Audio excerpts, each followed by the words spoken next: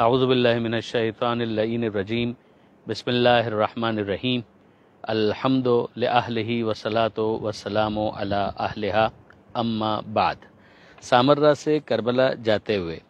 راستے میں دو اہم زیارات آتی ہیں۔ ایک جناب سید محمد علیہ الصلاۃ والسلام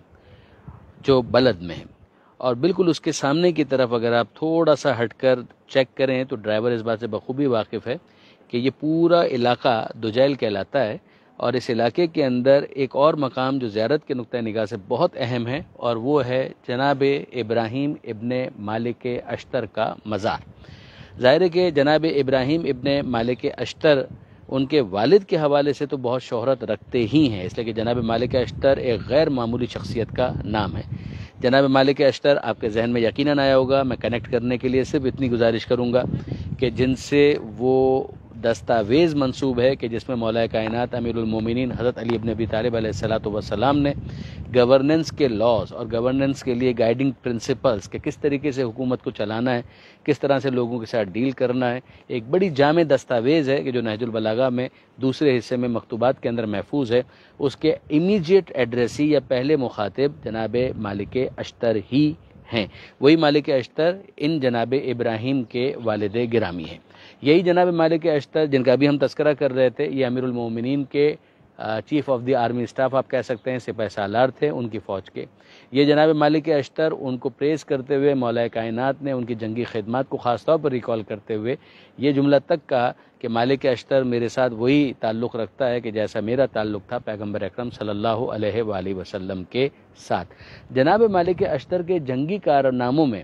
ایک بہت اہم جنگ ہے جنگ صفین، جو امیر المومنین حضرت علی علیہ السلام کے زمانے میں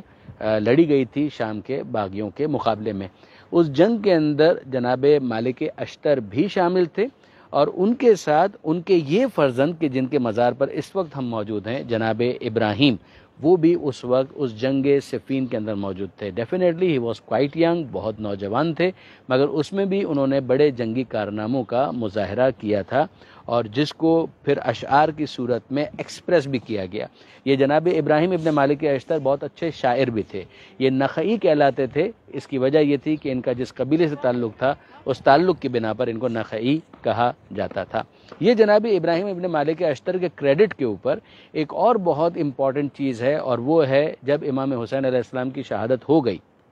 61 ہجری میں، اور پھر آپ جانتے ہیں کہ بالآخر یزید واصل جہنم ہوا، اور کوفہ کے اندر ایک اپرائزنگ تھی جس کے نتیجے میں اہل کوفہ نے جو امام حسین علیہ السلام کے قاتلین ہیں ان سے انتقام لینے کا فیصلہ کیا۔ تو اس میں دو بڑی تحریکیں چلی تھیں، ایک توابین کی تحریک اور ایک جناب مختار کی تحریک۔ تو جناب مختار کی جو تحریک ہے اس میں جناب مختار کے دستے راست بنے یہی جناب ابراہیم ابن مالک اشتر، اور انہوں نے جناب مختار کے بہاف پر بہت سے جنگی کارنامے انجام دیے، اور امام حسین علیہ السلام کے قاتلوں سے انتقام لینے میں اپنا کردار نبھایا، اور بھرپور طریقے سے نبھایا۔ جناب مختار کو ان کے امیجیٹ جو ایڈوائزرز تھے انہوں نے یہ کہا بھی تھا کہ جب تک ابراہیم ہمارے ساتھ نہیں ہوتے ہم اس مہم کو سر نہیں کر پائیں گے۔ تو پھر اس کے بعد جناب مختار جناب ابراہیم کے پاس گئے اور ان سے ملاقات کی، ان سے درخواست کی کہ آپ ہماری اس مہم میں ہمارا ساتھ دیجئے، اور یہ جناب ابراہیم ابن مالک اشتر ان کا ایک ہی جملہ تھا، حسین ابن علی کے قاتلوں کے سے انتقام لینے کے لیے یقیناً میں آپ کا ساتھ دینے کے لیے تیار ہوں۔ جس کے بعد جناب ابراہیم نے باقاعدہ لیڈ کیا فرام دا فرنٹ، اور ایز اے ریزلٹ جو اگر آپ یزید کے بعد دوسرا بڑا نام کربلا میں امام حسین علیہ السلام کے قاتلوں میں تلاش کرنا چاہیں تو وہ عبید اللہ ابن زیاد کا ہے، جو کوفہ کا گورنر تھا اور جو یزید کے بہاف پر آپریٹ کر رہا تھا۔ یعنی ترتیب یہی تھی کہ اگر آپ کربلا میں دیکھیں تو عمر ابن سعد لشکر کا ہیڈ ہے، یزیدی لشکر کا، اور عمر سعد کو اپوائنٹ کیا ہے عبید اللہ ابن زیاد نے، جو کوفہ کے اندر بیٹھ کر ایز اے گورنر آپریٹ کر رہا تھا، اور کوفہ کے گورنر کو اپوائنٹ کیا تھا یزید ابن معاویہ نے۔ تو یہ ایک ترتیب تھی۔ تو یزید واصل جہنم ہو چکا تھا، دوسرا بڑا جو مجرم تھا عبید اللہ ابن زیاد، تو عبید اللہ ابن زیاد کا سر کاٹ کر جناب سید سجاد علیہ السلام کے پاس بھیجا گیا، جس پر ہم عید شجاع مناتے ہیں، اور یقیناً ہم کو منانی چاہیے۔ مگر یہاں پر ایک سوال کہ جناب مختار نے جو عبید اللہ ابن زیاد کا سر بھیجا تھا تو اسے کاٹا کس نے تھا؟ وہ معرکہ کس نے سر انجام دیا تھا؟ وہ یہی جناب ابراہیم ابن مالک اشتر تھے کہ جنہوں نے راہ کوفہ اور شام کے درمیان جہاں باقاعدہ میدان جنگ سجا تھا، اور وہاں پر بالآخر عبید اللہ ابن زیاد کو قتل کیا تھا اور اس کا سر کاٹ کر بھیجا تھا مختار کے پاس، اور جناب مختار نے پھر وہ سر بھیجا تھا جناب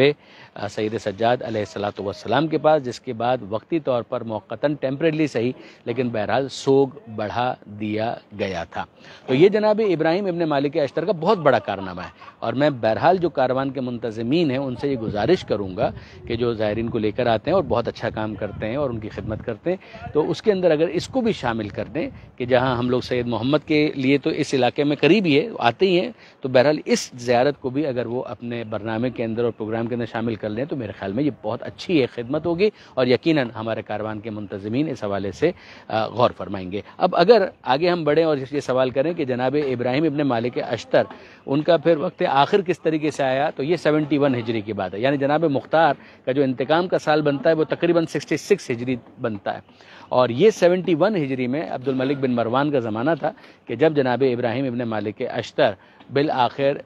لشکر بنو امیہ سے لڑتے ہوئے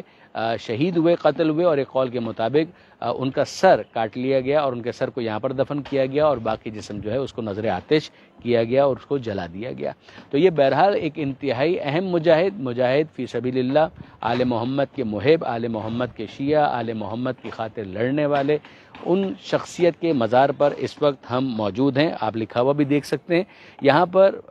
جتنی رونق ہونی چاہیے بدقسمتی سے اتنی رونق نہیں ہوتی ہے، اور اسی لیے میں نے کاروان کے منتظمین سے یہ گزارش بھی کی۔ اب ہم تھوڑا سا آگے بڑھیں گے اور یہاں پر جو زیارت کے الفاظ لکھے ہوئے ہیں تھوڑا سا خلاصتاً میں اس کی طرف متوجہ کروں گا، پھر ہم اندر جائیں گے اور جا کر زری کا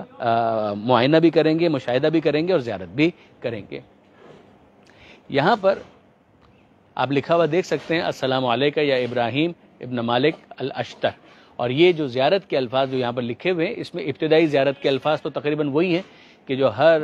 صاحب کلمہ اور صاحب توحید اور ہر مسلمان اور مومن کے لیے پڑھنے کی تاکید ہے۔ جب قبرستان میں بھی جاتے ہیں تو یہ الفاظ پڑھے جاتے ہیں کہ السلام علی اہل لا الہ الا اللہ من اہل لا الہ الا اللہ یا اہل لا الہ الا اللہ بحق لا الہ الا اللہ کیف وجدتم قولا لا الہ الا اللہ من لا الہ الا اللہ یا لا الہ الا اللہ بحق لا الہ الا اللہ اغفر لمن قال لا الہ الا اللہ واشرنا فی زمرۃ من قال لا الہ الا اللہ محمد الرسول اللہ علی ولی اللہ، کہ لا الہ الا اللہ کہنے والوں پر لا الہ الا اللہ کہنے والوں کی جانب سے سلام ہو۔ اے لا الہ الا اللہ کہنے والوں، اسی کلمہ لا الہ الا اللہ کا واسطہ بتاؤ کہ تم نے کیسا پایا اس قول لا الہ الا اللہ کو اس خدا کی جانب سے جس کے لیے یہ کلمہ پڑھا جا رہا تھا کہ اس کے سوا کوئی دوسرا خدا نہیں، لا الہ الا اللہ، اور پھر خدا کو مخاطب کر کے یہ دعا مانگی جاتی ہے کہ اے وہ کہ جس کے سوا کوئی دوسرا خدا نہیں، یا لا الہ الا اللہ، اسی کلمہ توحید کا واسطہ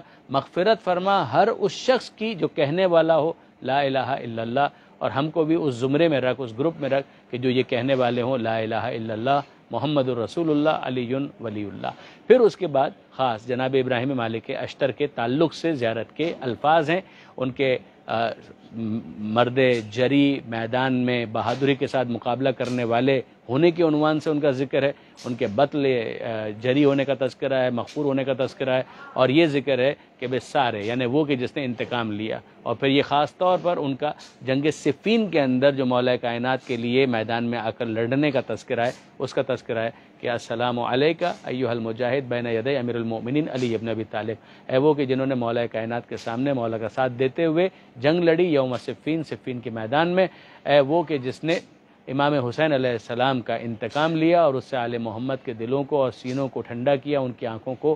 روشن کیا، اور پھر ان کا نام لے کر ان پر سلام کیا گیا کہ اے ابراہیم آپ پر سلام ہو، اور آپ کے والد محترم وہ بھی بہت بہادر تھے، مالک اشتر ان کا تذکرہ آیا، اور ان کے لیے خاص جو مولا کا ذکر جو جملہ میں نے ابھی آپ کے سامنے پیش بھی کیا وہ بھی یہاں پر لکھا ہوا ہے کہ کان علی مالک کما کنتو لرسول اللہ، کہ مالک میرے لیے وہی حیثیت رکھتے تھے کہ جو حیثیت میری تھی اللہ کے رسول کی بارگاہ میں۔ یہ خاص شجاعت کے کانٹیکس میں بات ہو رہی ہے، اور پھر اس کے بعد ان کو شجاع کہہ کر، حمام کہہ کر، رئیس کہہ کر اور ان کے مختلف القاب کے ساتھ ان کو سلام آخر کیا گیا۔ اب ہم داخل ہو رہے ہیں یہاں سے حرم کے اندر یعنی روضے کے اندر، تاکہ آپ زری کو زیادہ بہتر طور پر دیکھ سکیں گے۔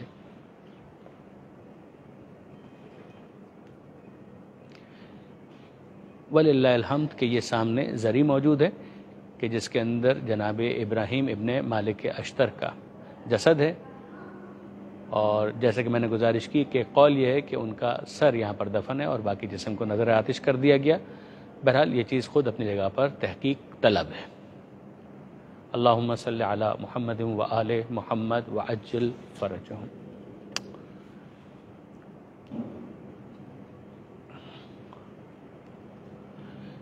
یہ آپ زری دیکھ سکتے ہیں، یہ زری کا دروازہ ہے اور اس کے اوپر بھی یہی لکھا ہوا ہے کہ مرقد الصحابی الجلیل المجاہد ابراہیم ابن مالک الاشتر، کہ یہ مرقد ہے صحابی جلیل اور مجاہد جناب مالک اشتر کے فرزند جناب ابراہیم کی۔ انتظام بہت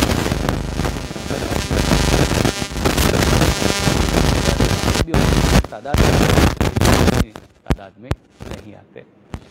اور اس حوالے سے ترویج کی ضرورت ہے۔ آپ تمام کی طرف سے ہم نے آپ کا نائب الزیارہ ہیں، پروردگار عالم سے دعا ہے کہ یہ اور تمام زیارتیں قبول فرمائے اور آگے کے سفر کو بھی ہمارے لیے آسان فرمائے، اور تمام مومنین کو دیکھ رہے ہیں ان سب کو بھی یہاں پر بار بار آنے کی توفیق عطا فرمائے اور ان سب کو بھی زیارت سے مشرف فرمائے۔ وآخر دعوانا ان الحمد للہ رب العالمین، والسلام علیکم ورحمۃ اللہ وبرکاتہ۔